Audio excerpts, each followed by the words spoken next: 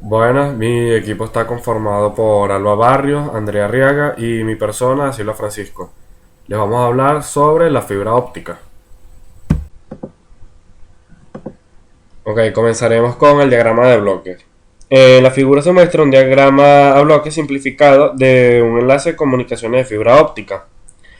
Los tres bloques principales de la comunicación mediante fibra óptica son el transmisor, el receptor y la guía de fibra. El transmisor consiste de una interfaz analógico-digital, un convertidor de voltaje a corriente, una fuente de luz y un adaptador de luz a fuente a fibra. La guía de fibra es de vidrio ultra puro o un cable de plástico. El receptor incluye un dispositivo conector detector de fibra a luz, un fotodetector, un convertidor de corriente a voltaje, un amplificador y una interfase analógica o digital.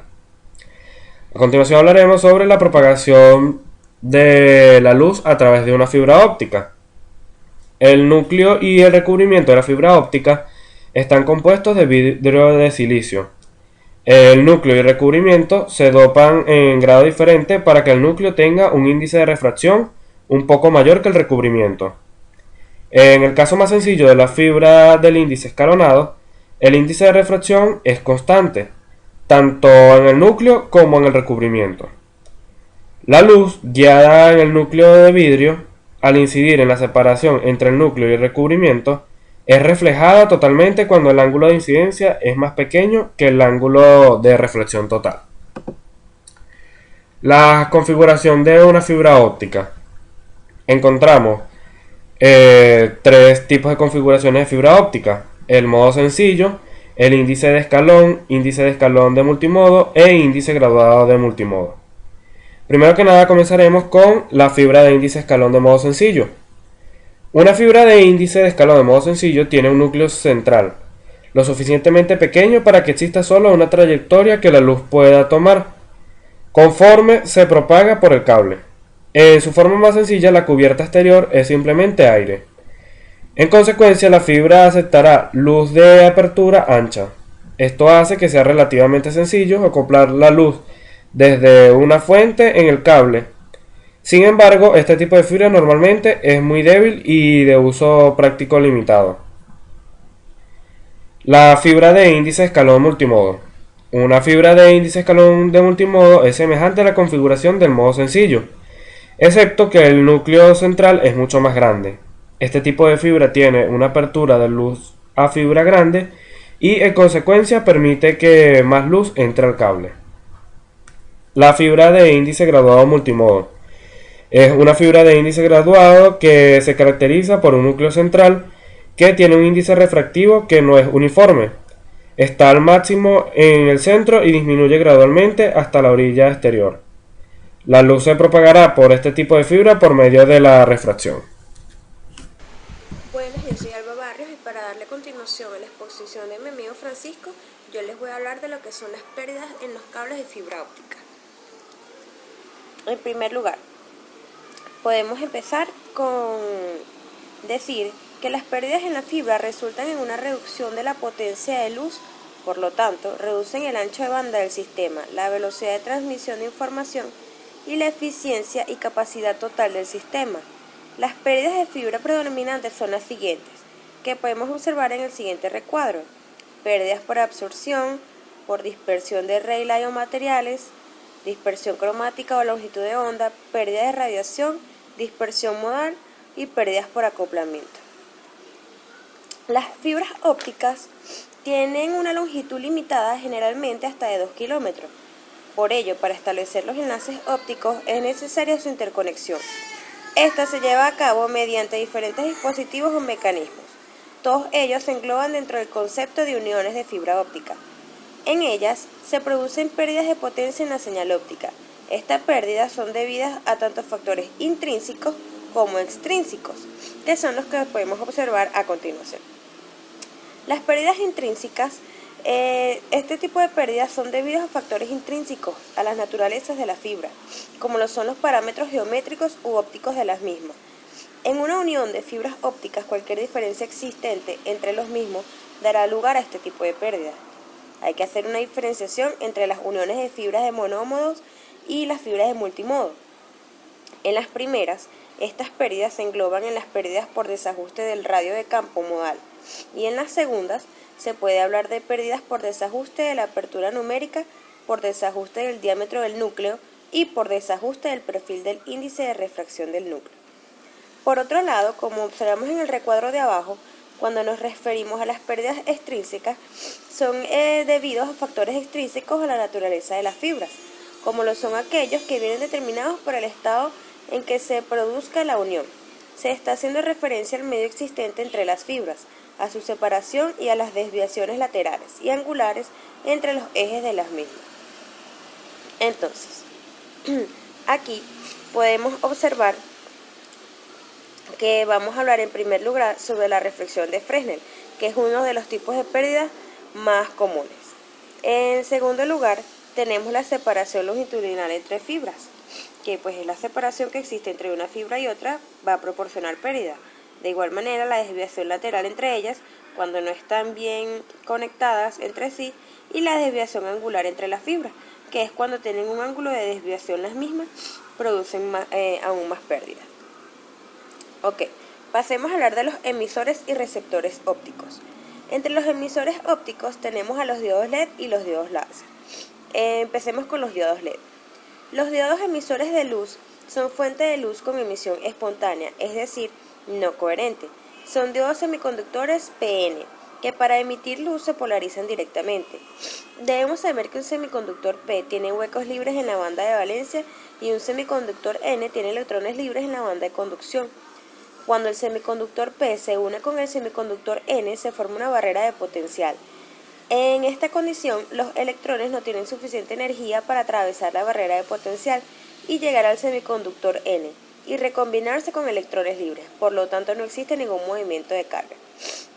Es importante que sepamos que si se aplica una polarización directa al diodo, la barrera de potencial disminuye, elevando la energía potencial en el semiconductor P. También debemos saber, como dice en la parte baja de la lámina, que la energía luminosa emitida por el LED es proporcional al nivel de corriente de la polarización del diodo. Como les venía diciendo, en la parte baja de la lámina podemos observar cómo es el circuito de LED. También debemos tener en claro que existen dos tipos de LED. El LED de superficie, que emite la luz a través de la superficie de la zona activa, y el LED de perfil, que emite a través de la sección transversal, y este es de tipo más direccional. Ahora vamos a hablar de los diodos láser. Son fuentes de luz coherente de emisión estimulada con espejos semirreflejantes, formando una cavidad resonante, la cual sirve para realizar la retroalimentación óptica, así como el elemento de selectividad, igual fase y frecuencia.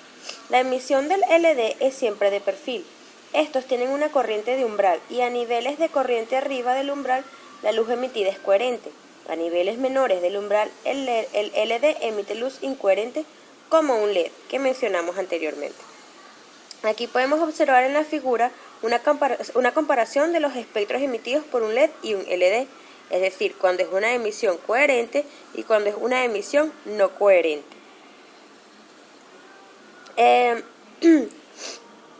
Como las características de los espejos son funciones tanto de la temperatura como de la operación, las características potencia óptica corriente de polarización es función de la temperatura y sufre un cierto tipo de envejecimiento. Aquí podemos observar una representación gráfica de la corriente de umbral. Del proceso de envejecimiento se ilustra a continuación, como podemos observar. En el primero es la operación normal con una emisión estimulada. En la segunda ya observamos el efecto de envejecimiento a través de un diodo láser con envejecimiento. Y en el tercero observamos el efecto de la temperatura como tal. Ok, hablemos entonces de los receptores ópticos. El propósito del receptor óptico es extraer la información contenida en una portadora óptica que incide en el fotodetector. En los sistemas de transmisión analógica, el receptor debe amplificar la salida del fotodetector y después de modularla para obtener la información.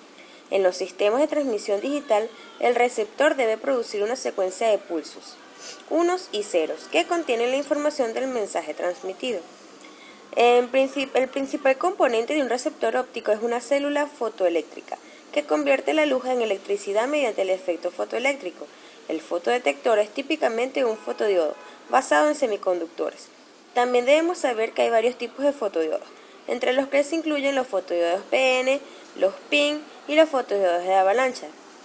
Los fotodiodos metal semiconductor metal, que son llamados MSM, también se utilizan debido a su idoneidad para la integración de circuitos regeneradores y multiplexores de longitud de onda.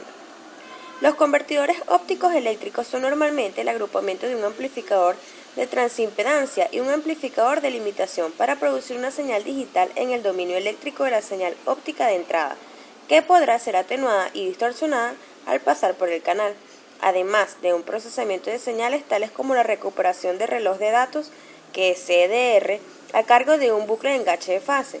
También puede ser aplicado antes que los datos se transmiten. Y por último, vamos a tocar el punto de los láseres. Un láser proviene de la sigla en inglés Light Amplification by Simulated Emission of Radiation, o amplificación de luz por emisión estimulada de radiación en español, no es más que un dispositivo que utiliza un efecto de la mecánica cuántica, la emisión inducida o estimulada, para generar un haz de luz coherente de un medio adecuado y con el tamaño, la forma y la pureza controlada. En sí, el láser es uno de los dos tipos de fuente de luz que se puede emitir en la fibra óptica, así como el LED, y es por eso que tiene importancia en nuestra exposición. Y por ahora los dejo con mi compañera Andrea, que continuará con los últimos 3 puntos. Muchas gracias. Buenas tardes, mi nombre es Andrea Arrega y yo le voy a hablar sobre los sistemas de fibra óptica. El sistema de fibra óptica. La fibra óptica es un medio de transmisión empleado habitualmente en redes de datos. Es un hilo muy fino de material transparente, vidrio o materiales de plástico, por el que se envían pulsos de luz que representan los datos a transmitir. Este es el medio de transmisión por excelencia. Es inmune a las interferencias electromagnéticas y también se utiliza para redes locales, en donde se necesita aprovechar ventajas de fibra óptica, sobre todo en otros medios de transmisión. La comunicación con fibra óptica. La fibra óptica se emplea como medio de transmisión para las redes de telecomunicaciones, ya que por su flexibilidad los conductores ópticos pueden agruparse formando cables. Las fibras usadas en este campo son de plástico o de vidrio y algunas veces de los dos tipos. Para usos interurbanos son de vidrio por la baja atenuación que tiene. El FTP es la fibra óptica que posee una variante llamada FTP o par trenzado de fibra óptica. En español es la combinación de la fiabilidad del par trenzado y la velocidad de la fibra óptica. Para comunicaciones se emplean fibras multimodo y monomodo. Más uso de la fibra óptica. Se puede usar como una guía de onda en aplicaciones médicas o industriales, en las que es necesario guiar una haz de luz hasta un blanco que no se encuentra en la línea de visión. La fibra óptica se puede emplear también como sensor para medir las tensiones, temperatura, presión, así como los otros parámetros. Es posible usar latiguillos de fibra óptica junto con lentes para fabricar instrumentos de visualización largos y delgados llamados endoscopios. Las fibras ópticas se han empleado también para usos decorativos, incluyendo la iluminación de árboles de Navidad. Líneas de abonado para las líneas de fibra óptica son muy usadas en el campo de iluminación, para edificios donde la luz puede ser recogida en la azotea y ser llevada mediante fibra óptica a cualquier parte del edificio. También es utilizada para trucar el sistema sensorial de los taxis, provocando que el taxímetro, algunos le llaman cuenta ficha, no marque el costo real del viaje. Como podemos ver en sus características, está conformada por un revestimiento y un núcleo. En el interior de una fibra óptica, la luz se va reflejando contra las paredes en ángulos muy abiertos, de tal forma que prácticamente avanza por su centro. De este modo se pueden guiar las señales luminosas sin pérdidas por larga distancia. A lo largo de toda creación y desarrollo de la fibra óptica, algunas de sus características han ido cambiando para mejorar. La característica más destacable de la fibra óptica en la actualidad son su cobertura, que es más resistente,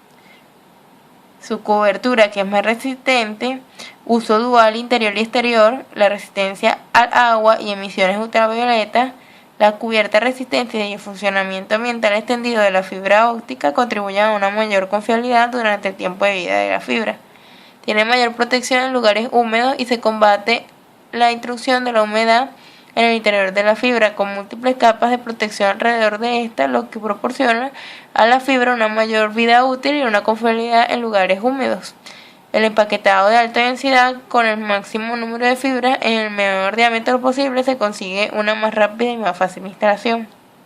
La fibra óptica tiene ciertas ventajas. Algunas de ellas son una banda de paso muy ancha, lo que permite flujos muy elevados, pequeño tamaño, por lo tanto ocupa poco espacio. Tiene gran flexibilidad en el radio de curvatura y puede ser inferior a 1 centímetro, lo que facilita la instalación enormemente. Tiene gran ligereza, el peso es al orden de algunos kilogramos, lo que resulta unas 9 veces menos que el del cable convencional. Tiene inmunidad total a todas las perturbaciones de origen electromagnético, lo que implica una calidad de transmisión muy buena, ya que la señal es inmune a las tormentas. Tiene gran seguridad, la intrusión de una fibra óptica es fácilmente detectable por el debilitamiento de energía luminosa en recepción. Además, no radia nada, lo que es particularmente interesante para aplicaciones que requieren alto nivel de confiabilidad. No produce interferencias, insensibilidad a los parásitos, lo que es propiedad principalmente utilizada en los medios industriales fuertemente perturbados, por ejemplo, en los túneles de metro. Esta propiedad también permite la coexistencia por lo mismo conductores de cables ópticos no metálicos con cables de energía eléctrica. Tiene una atenuación muy pequeña e independiente de la frecuencia, lo que permite salvar distancias importantes sin elementos activos o intermedios. Puede proporcionar comunicaciones hasta los 70 kilómetros antes de que sea necesario regenerar la señal. Tiene gran resistencia mecánica, resistencia a la tracción que facilita la instalación, tiene resistencia al calor, al frío y a la corrosión, tiene facilidad para localizar los cortes gracias a un proceso basado en la telemetría, lo que permite detectar rápidamente un lugar y posterior reparación de los daños, simplificando la labor de mantenimiento, con un coste menos respecto al cobre. La fibra óptica también tiene sus desventajas, aquí las nombraremos. A pesar de las ventajas enumeradas, la fibra óptica presenta una serie de ventajas frente a otros medios de transmisión, siendo la más relevante la siguiente: la alta fragilidad de la fibra, la necesidad de usar transmisores y receptores más caros. Los empalmes de fibra son difíciles de realizar, especialmente en campo, lo que dificulta las reparaciones en caso de ruptura del cable. No puede transmitir electricidad para alimentar repetidores intermedios. La necesidad de efectuar muchos casos procesos de conversión eléctrica óptica. La fibra óptica convencional no puede transmitir potenciales elevadas, no existen memorias ópticas, la fibra óptica no transmite energía eléctrica. Esto limita su aplicación, donde el terminal de recepción debe ser energizado desde una línea eléctrica. La energía debe proveerse con conductores separados. Las moléculas de hidrógeno pueden difundirse en la fibra de silicio y producir cambios en la atenuación. El agua corroe la superficie de vidrio y resulta ser el mecanismo más importante para el envejecimiento de la fibra óptica. Incipiente normativa internacional sobre algunos aspectos referentes a los parámetros de las componentes, calidad de transmisión y pruebas. Algunas normas para el uso de la fibra óptica. Al igual que otros medios de transmisión de datos, está normalizado por varios organismos que especifican las normas físicas, las características y los estándares de fabricación e instalación. Los organismos que lo rigen son el ANSI, American National Standard Institute, que es una organización privada sin ánimo de lucro fundada en 1918, administra, coordina el sistema de estandarización del sector privado de los Estados Unidos. El EIA, Electronic Industry Association, fundada en 1924, desarrolla las normas y publicaciones sobre las principales áreas técnicas, los componentes electrónicos, electrónica del consumidor, información electrónica y telecomunicaciones. TIA, Telecomunicaciones, Industria de Telecomunicaciones, fundada en 1985, desarrolla normas de cableado industrial para muchos productos de las telecomunicaciones y tiene más de 70 normas preestablecidas. El ISO Instituto Nacional de Estándares y de Organización es una organización no gubernamental creada en 1947 y elabora normas con más de 140 países. El IEEE, Instituto de Ingenieros Eléctricos y Electrónicas, principalmente responsable de las especificaciones de redes de área local, como 802.3, Ethernet 802.5, Token, RIN, ATM y las normas de Gigabyte Ethernet. Para la fibra óptica también he creado varios estándares. El estándar, el primer estándar, como lo vemos, en ella se habla de que se tiene que agrupar las fibras de cada grupo y será compuesto por 2, 4, 6 hasta 12 fibras ópticas. Además menciona 12 colores, por ejemplo, 1 azul, 7 rojo, 2 naranja, 8 negro. Cuando el primer grupo ya sea utilizado por completo, se creará otro grupo teniendo en cuenta la clasificación según la norma. Otro ejemplo es el grupo 1 azul y sus 12 colores, grupo 2 naranja y sus 12 colores, y así sucesivamente. El segundo estándar fue publicado en el 2000 y es el estándar ANSI-TIA EIA 568B.3, que indica los requerimientos mínimos para componentes de fibra óptica utilizados en el cableado cableado ambientes de edificios, tales como cables, conectores, hardware de conexión, patch core e instrumentos de prueba, y establece los tipos de fibra óptica reconocidos, los que pueden ser fibra óptica multimodo 62.5 y 125 milímetros y monomodo. Está también estos dos estándares que se muestran a continuación, que el primero fue publicado en el 2002 y contiene especificaciones adicionales para la fibra óptica de 50 en 325 para soportar la transmisión serial de 16 GB mediante la tecnología BCCell a 850 nanómetros hasta una distancia de 300 metros, que es la máxima distancia establecida por el estándar para el backbone interior. A este tipo de fibra se le conoce como fibra óptica optimizada para láser o M3. Y el siguiente estándar, que fue publicado también en el 2002, es un estándar que especifica 10 GB de Ethernet a través del uso de su capa de control de acceso medio, por medio del acceso múltiple de detección de la portadora y detección de colisiones, conectadas a través de una interfaz independiente del medio físico de 10 GB a una entidad de capa física tal como lo muestra allí, con esos códigos permitiendo 10 GB por segundo hasta 40 kilómetros y garantizando una tasa de bits errados de 10 a 12, su operación en modo full duplex y se encuentra especificado para operar sobre fibra óptica. Bueno, esto es todo, espero que les haya gustado la exposición. Finalmente me despido, hasta luego.